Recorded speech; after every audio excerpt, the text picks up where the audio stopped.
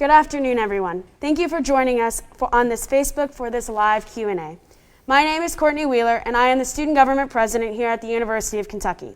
I am joined today by two people who spend their time with one goal in mind: keeping students healthy, safe, and supported here at UK. Filippo Alorando is a licensed psychologist who serves as the Assistant Director of the UK Counseling Center. He will provide insight into healthy and safe practices to equip our community with mental health and wellness tools and resources. Dr. Kathy Kern, Associate Provost for Teaching, Learning, and Academic Innovation, and Director of the Center for the Enhancement of Learning and Teaching, CELT, will provide more information on academic wellness and what students can expect for the winter Intercession. Just as a reminder, we are taking questions via email. You can send those to coronavirus@uky.edu. We will get to these questions as time permits. Thank you to all of our members of our community who have sent some in already. Let's go ahead and jump in. The first question is for you, Filippo. How is the UK Counseling Center supporting students' wellness during these unprecedented times? Do you have any advice to students who may be considering visiting the counseling center? Sure. Well, first of all, these are unprecedented times, and so I think it's just good to keep that in mind. I continue to see students who are stressed out, students who are experiencing Zoom fatigue, a lot of students who feel isolated, and a lot of students who have already an established academic record as a good student but are saying they're struggling more than normal. And so just extend yourself some grace and know that this is a really unusual time with the pandemic, with the coronavirus, but also with reckoning around racial issues and an election coming up.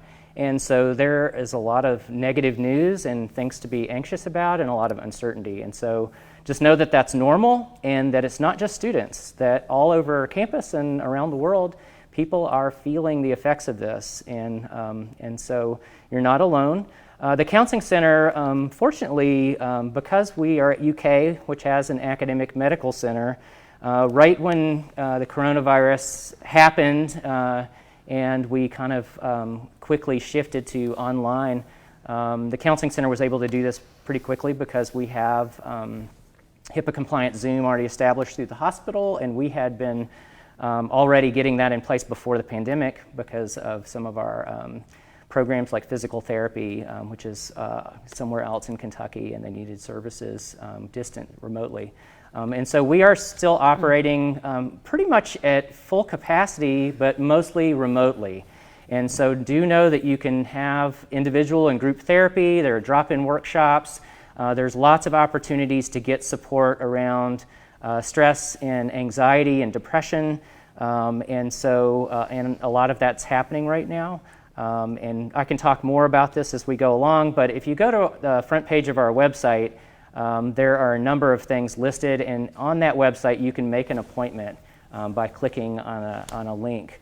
You can also call and make an appointment, and of course if you're in a crisis, we're operating mostly remotely, but we also have people like me today in Frazee Hall, and if you're in a crisis, you can come to the center and we can see you.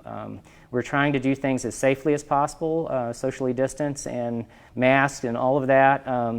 But we'll see you and make sure that you're taken care of. So know those services are available. Thank you. We're going to go to you, Dr. Kern. Today we are talking about wellness throughout the end of the semester and over the winter Intercession. Obviously, academic wellness is an important component for overall well-being. Do you have any tips for students in terms of navigating the end of the semester and finals in this environment? Great question, Courtney. I'm glad you're asking me that. And the first thing I'm going to say to the students who are there, if you are healthy and you have in-person classes, please attend class. We are seeing a dwindling number of students who are attending class. And this is so important, what you were saying, Filippo, about people feeling connected to each other. If you have a chance to attend class, even on days of inclement weather, you will feel more connected to your faculty members, to your colleagues in the class, your fellow students. You'll feel more engaged in the class. It's great that we have all this technology that's enabling us to do forms of distance learning and to keep people who are in isolation engaged in the class, but there's nothing that substitutes for the kind of energy of being in a class. And the other thing I would say is to make sure you get help, because some of that help may be for psychological support, but some of it might be academic help for your classes. And that means attending faculty office hours. We're doing those mostly remotely on Zoom, and it is very lonely, let me tell you. As a history professor, having a couple of hours on Zoom where no one comes to see me, that is isolation. So please seek out your faculty members in their office hours. Those are open times that faculty members set aside for you all just to come and ask questions. There's also a lot of free tutoring services on campus through the study and through the chemistry department and the math scholar. And all of these are services that you've already paid for as students. So it's really important to make sure that you're taking advantage of those. And again, our tutoring numbers are down this semester. So people worked hard to keep those services afloat,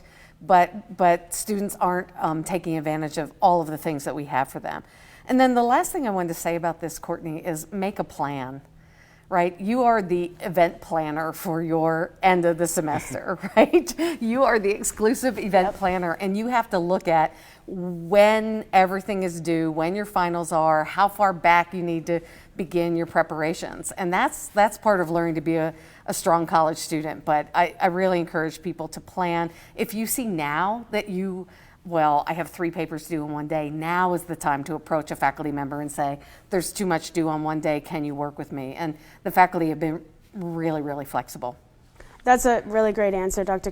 Kern, because I think that students, I've seen, like when I walk into Gatton, I'm a business student, I walk into Gatton, the numbers seem so low, and it's just, there's no energy when you're in your room by yourself or at your desk by yourself doing that Zoom. It's very isolating, and so I love that you compared the energy you get from the classroom is so important. And I think the other thing students should consider is that we do have finals are so close to Thanksgiving this year that it can be like, oh, I'm with all my family, I'm at home, and then it might hit you in the face that, oh my gosh, I have a final on Tuesday. Right. And so making that plan now, that makes sure students understand that, you might want to take 2 days off for Thanksgiving or Black Friday, but afterwards we got to get back on the grind of studying. So I really appreciate you saying that. We'll go back to you, Felito. What is your advice to parents who believe their student could benefit from the counseling center? Sure. And I do want to just reiterate something Dr. Kern was saying. Do go to your classes. Yeah. I keep meeting with students who have some options where they can attend via Zoom or go to class, and a lot of them on a day like today choose not to engage in person. But I do feel like being in person and having this kind of interaction helps us with our mental health, right? And so parents, encourage your students to stay engaged with their classes. And students, when you're on Zoom or whatever format you're on with your professors, show your camera. Take yourself off of mute. Type in the chat. Engage. I've been doing presentations all semester, and having like 50 squares with people not showing their faces and not engaging, it's a little demoralizing and hard to kind of have a conversation. And so I know it's got to be tough for the faculty members, but I know it's also affecting the learning of the students. And so I just want to kind of add that little plug and kind of reinforce that. For parents, encouraging your students just to think about what they need. One, self-care. So basic self-care. Pay attention to your sleep schedule. Make sure that you're sleeping regular hours. Get up and do your day like you would normally do it. I know students are like rolling out of bed and turning on their laptop and just being right there on their laptop, but not like getting ready for their day. Eating healthy, paying attention to what you're putting in your body. Right now we have people who have snacks readily available all the time, and so eat regular meals, pay attention to your nutrition.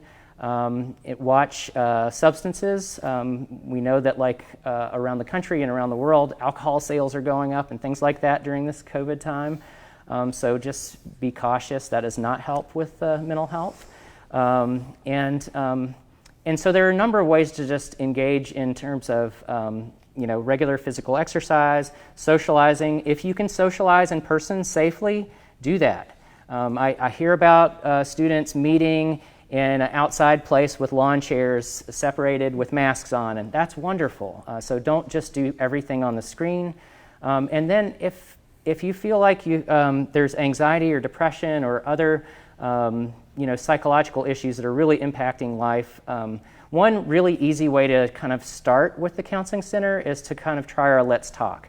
And so it's not meant to be therapy per se, it's a brief conversation, and you can just show up. It's a one-on-one conversation with a clinician, somebody like me who's a licensed psychologist who has expertise, but can provide advice and guidance and input and problem solving. And then we can also give you suggestions whether what you're struggling with might be something for some more in-depth therapy or some other interventions. So that's a really good way, and we have Let's Talk every day, or at least Monday through Friday, and we have some evening times, and you can just show up. You don't have to make an appointment. So that's a really easy way to kind of engage with our service. So.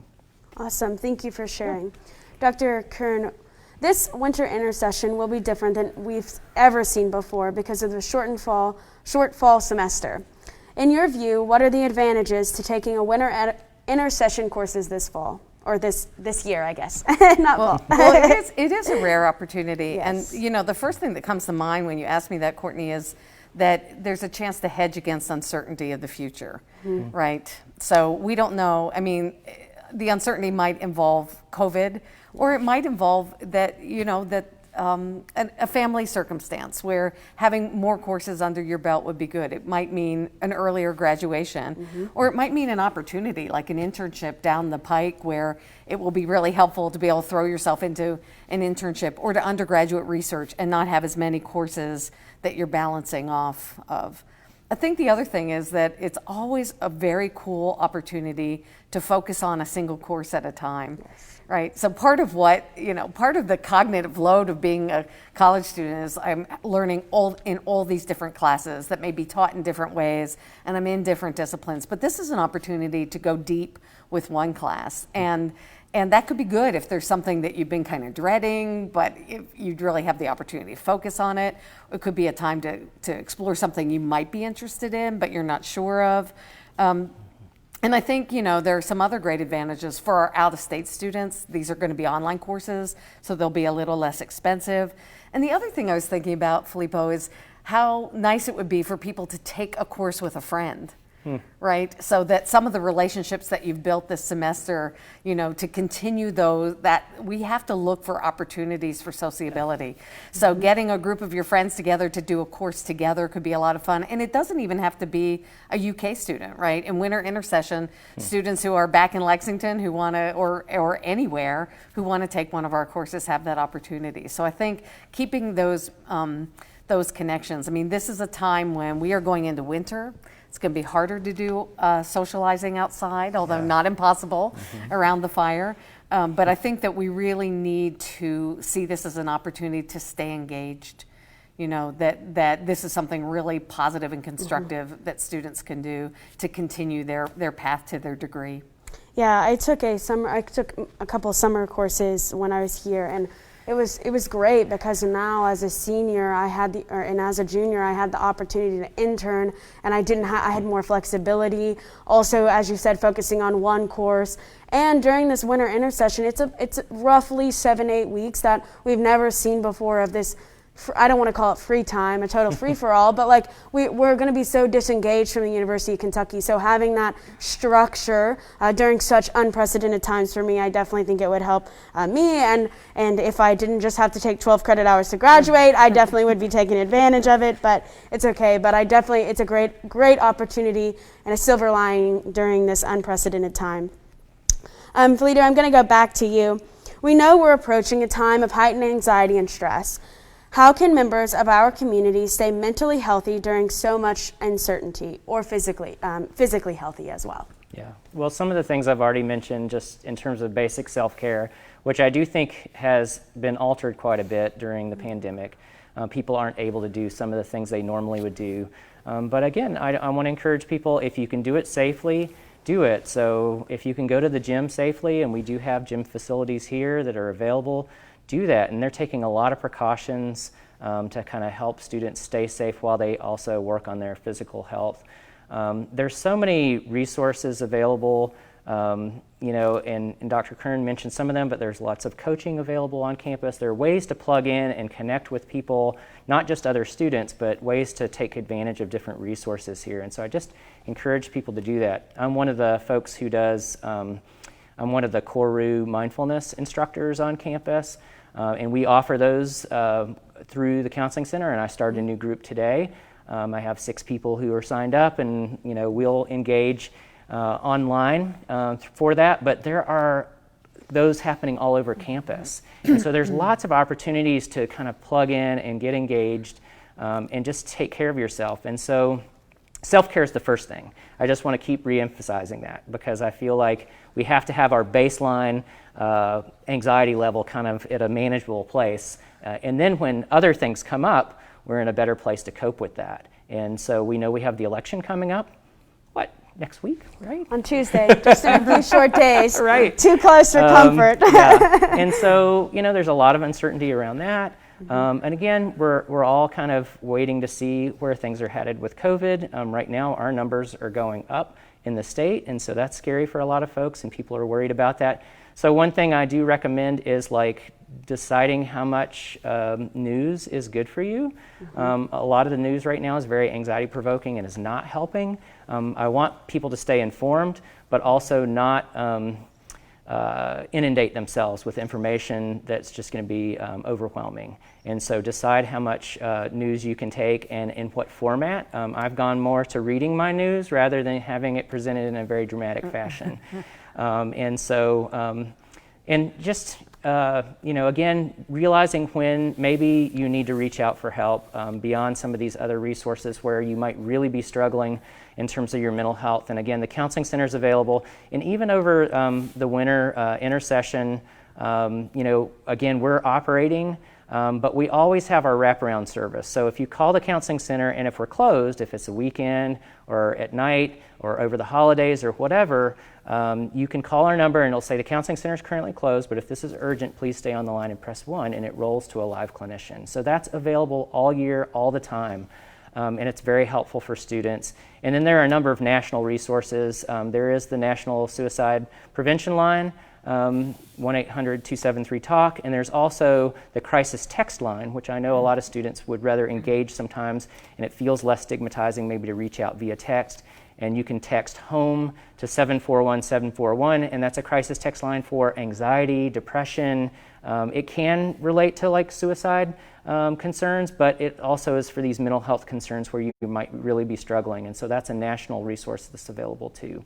And of course, if you're really in a crisis, we want you to take advantage of the medical services that are available here on our campus and in town with the hospital system. But for most people, you just have to decide when you need an additional bit of help. And again, things like Let's Talk and some of our drop-in workshops would be a good starting place. But if you're really struggling, we want to help you kind of manage that and get back on track and be successful here.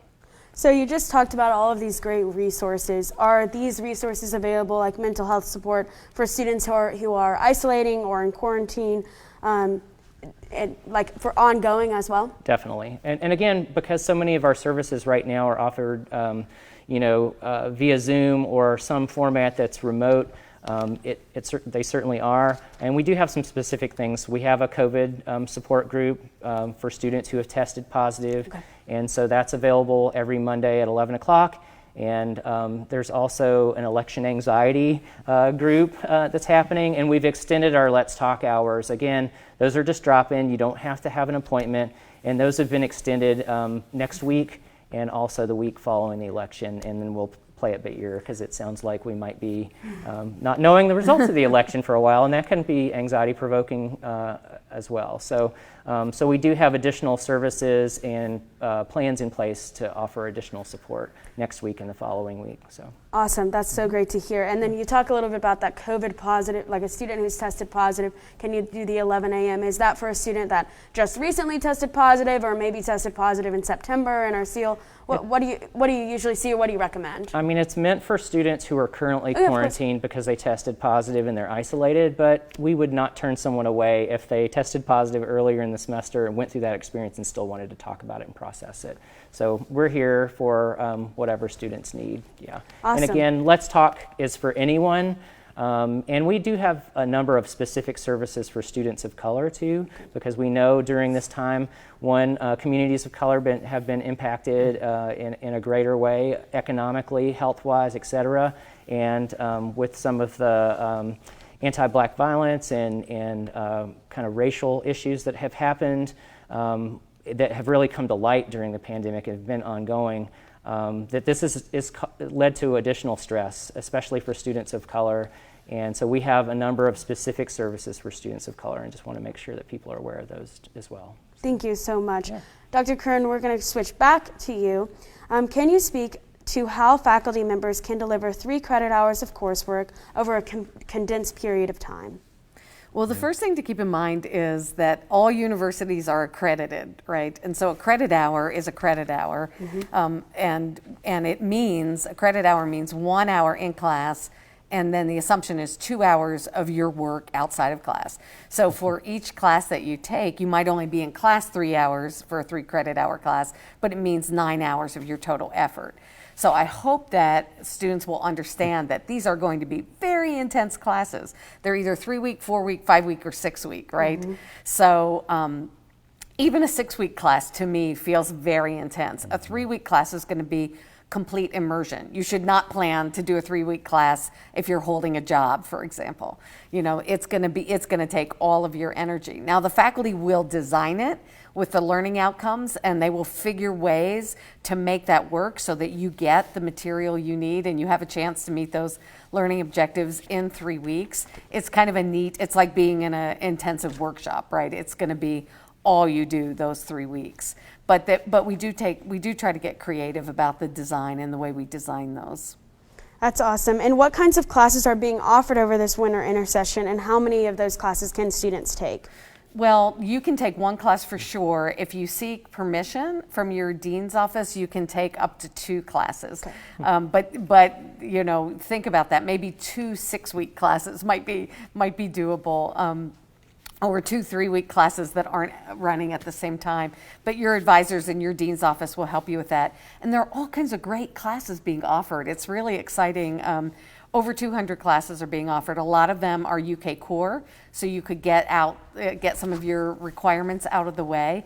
I was looking at the list of classes. There were so many things I wanted to take and so many great teachers. So for example, this is an opportunity. Dr. Eric Monday, who's our Chief Financial Officer, is doing his course Finance 250 on personal investing and financial planning, something I never even thought about as a college student, but wish I had. So that's a neat course that's being offered. Liz Sheehan in the psychology department is doing a course on human sexuality. She's a great teacher. Scott Kelly in business and economics is doing sports marketing, and that's open to non-majors as well. So there were just so many things. You could start French, which I think would be a great thing to do over the holiday. There are courses on gender and popular culture, human geography, the solar system. It's like, it looks like a great list of classes. Well, and I know I've gotten emails from my colleges saying these are all the classes that are going to be offered, and if you are in need of one of these, think about taking them. But that's great to hear. I'm excited to take Dr. Monday's course next semester because I think it's so important to be able to figure out how to financially plan, and all of the things that I did not think about in college is going to hit me the minute I start a job. So that's great to hear he's offering over the winter intercession as well. And finally, this semester has been difficult for all of us, students, faculty, staff. But when we are thinking about supporting students' well-being and academic success, what have you seen this semester from your colleagues, your students, that makes you proud or gives you hope for the future? And we can start with you, Felito. I just, I'll say that students, even though I know a lot of students are struggling right now, they're resilient and often optimistic. They have a lot of good energy, and working with students always gives me hope for the future. And so I see so many bright students with so many talents, and I feel like the world is going to be in good hands going forward. And so And I'm an optimistic person myself, so that's the way that I view it. But again, I think that even though these are unprecedented times, these are also times when we can make shifts in our life, and I think that COVID has provided some clarity for myself, and I think for other people too, realizing that you don't have to always be on the go all the time, that it is important to kind of step back and reflect and kind of really think about meaning and purpose in our lives and how we're going to connect with that going forward. And I think that this time is providing some opportunity for that. And so that's my take on that. Yeah. Do you have anything to add? Well, I do, but Felito took my answer, which is Oh, no. students always give me hope. Yeah. And I think that's really true for me as well, that before every class on Tuesday and Thursday, I wander around the room and I probably get a little too close to students, but we're all masked, and I just ask them, like, how's it going? And they basically reassure me that they are doing well. And when we just did midterm grades, and I had a chance to read the essays, and I realized that I've been trying to reassure people that learning is happening. But when I read these essays by the students, I realized learning really is happening, and that gives me hope. And I think the other thing I would add is our faculty have worked so hard to retrain, to teach in multiple modalities. And so we are going to go into a post-COVID world with a faculty who has really up their skills in terms of technology, in terms of innovative teaching. We are going to be a different campus going forward, and that's really hopeful. There are a lot of older faculty who said, I had no idea I could do all this, and they have. And we've seen an extraordinary increase in the numbers of faculty who are seeking their own anonymous mid-semester evaluations from students. So we've had an over almost 300% increase in the number of faculty who have asked for somebody from CELT to come in and observe and analyze and get anonymous feedback from the students, give that to the faculty member, and let them make some mid-course changes. So there's a big effort to try to continually improve and to build. This is a weird situation. It's not something any of us could have predicted, but people are coming out of it, I think, more reflective teachers and better teachers on the part of the faculty. That's so awesome to hear. Yes, there was nothing like I was here for the new student induction ceremony, and campus just felt so blah. And then I was driving through campus when all of the students were moving in, driving to go to the new student induction ceremony. The energy that I felt, just because I see peers and students that are excited and happy, of course masked up, and you might not be able to see their smiles, but through their body language you can tell they're excited to be here. There might have been some nerves, but I definitely know that when I talk with my peers and talk with my staff members or faculty, just the excitement that both of us get from just being able to not be via Zoom, and if it is via Zoom, it's just great to touch base. So I think you're exactly right that faculty members we've all been pushed in ways that we didn't know how to raise our hand on Zoom before this all started. We didn't know how to share our screen.